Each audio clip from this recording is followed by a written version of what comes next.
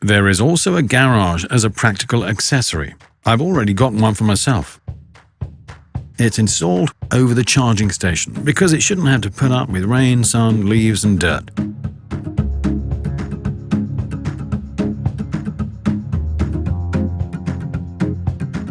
Nevertheless, the mower is weatherproof, which also makes cleaning very easy.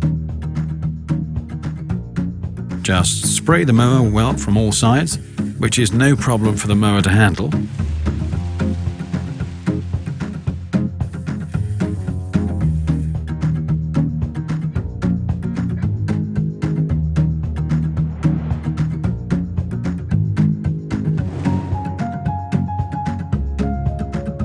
And in contrast to others, it doesn't need a rain sensor, but rather it works in any weather.